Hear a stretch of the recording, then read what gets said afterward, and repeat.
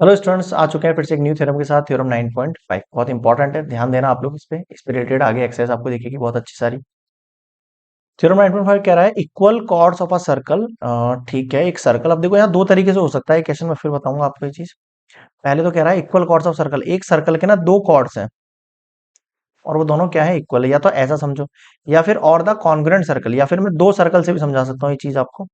एक सर्कल ये है, एक सर्कल ये है। इसमें ये वाली लाइन जो है सेम है लेंथ की है। ठीक है, are equidistant from the centre, इसका जो डिस्टेंस है सेंटर से वो इस डिस्टेंस के इक्वल होगा। ये आपको प्रूफ करना है, या तो इससे समझ लो या फिर इससे समझ लो। इस एक वाले सर्कल से एक सर्कल के अंदर इन दोनों का डिस्टेंस जो है सेम है। इवन क्या है, दोनों कंडीशन समझ में आ रही है ना, क्या कह रहा है। कॉन्ग्रुएंट सर्कल्स वाली जो कंडीशन है, मैं इसको उससे भी सॉल्व कर सकता हूँ और चाहो तो एक सर्कल से भी सॉल्व कर सकता हूँ। ठीक है, ओके सर, मैं एक सर्कल से सॉल्व करके बता रहा हूँ अभी आपको ना। इन अ गिवन सर्कल, आप खुद देखो, इक्वल कॉर्ड्स बोला है इसने, तो मैं इनको नेमिंग दे रहा हूं ए बी सी डी और इसको सेंटर को ओ। तो मैं क्या देता हूं यहाँ पे A B equals to C D, क्योंकि ये हो गई है आपके पास क्या, equal chords of a circle. यहां तक समझ में आ गया क्या? हाँ सर, आ तो गया। अब आगे सुनो। अब अगर मैं इन दोनों को ज्वाइंट करूं, ऐसे करके ऐसे, ऐसे करके ऐसे, प्रूफ क्या करना है आपको? प्रूफ एक्चुअल में आपको ये चीज करनी थी, देखो मैं बताता हूँ, एक सेकेंड। प्रूफ क्या करना था, इस सेंटर से जो इसका डिस्टेंस है और इस सेंटर से जो इसका डिस्टेंस है वो आपको प्रूफ करना है। क्या प्रूफ करना है बताता हूं, एक सेकंड रुको। आपको प्रूफ करना है, प्रूफ करना है आपको। इसको नाम दो यार, ए बी सी डी हो गया ना, इसको नाम दे दो आप ई, इसको दे दो आप एफ। आपको प्रूफ करना है ओ ई जो है वो इक्वल है ओ एफ के, इक्वी डिस्टेंस। बताओ ये चीज समझ में आई क्या? क्यों लिखा है मैंने ऐसा? क्लियर हुआ? हाँ सर, ये तो समझ में आई बात। अब आप ध्यान देना, अगर मैं आपसे ये कह रहा हूं कि इक्वी डिस्टेंट है दोनों पॉइंट से, ये आपको प्रूफ करना है, तो कैसे प्रूफ करेंगे? सबसे पहले कंस्ट्रक्शन करो इसका। कंस्ट्रक्शन में मैं क्या कर रहा हूँ, ज्वाइन कर रहा हूँ एओ एंड सीओ को। मान लो मैं ऐसे ज्वाइन कर देता हूँ। ठीक है सर, कर दिया ज्वाइन। अब क्या करें? अब एक काम करो, अब हम इसका सॉल्यूशन को आगे लेके बढ़ते हैं। कैसे बढ़ेंगे देखो, अब या तो आप ये दोनों ट्रायंगल ले लो, या फिर आप इसको ज्वाइंट करके ये दोनों ट्रायंगल ले लो। कोई भी दो ट्रायंगल लेने पड़ेंगे। अब आप कहोगे सर दो क्यों ले रहे हो? क्योंकि जो प्रूफ कंडीशन है उसमें देखो, एक तो ओ ई है जो कि इस ट्रायंगल में, और एक ओ एफ है जो कि इस ट्रायंगल में। जब दोनों के दोनों लेंथ आपके दो अलग अलग ट्रायंगल में, तो दोनों ट्रायंगल ही आपको कॉन्ग्रुएंट प्रूफ करने पड़ेंगे।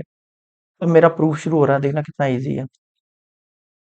इन triangle A E O and triangle C F O, अब आप यहाँ साफ देख सकते हैं, जो एओ साइड है वो सीओ साइड के इक्वल होगा। क्यों सर? रेडियस है ना भाई, रेडियस जो होती है सर्कल की इक्वल होती है। ठीक है सर, और आपको क्या गिवन है?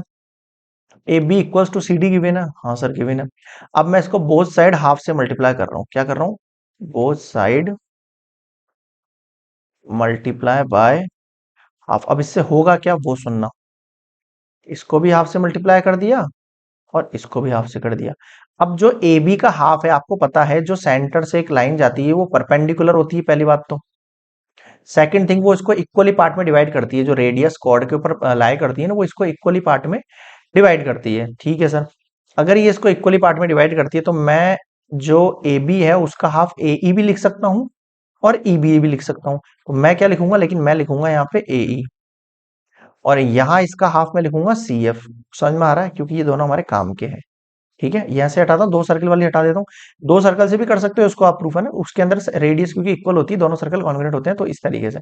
ठीक है, कंफ्यूज नहीं होना है, आप वैसे भी सॉल्व कर सकते हो। मैं फिलहाल एक से कर रहा हूँ।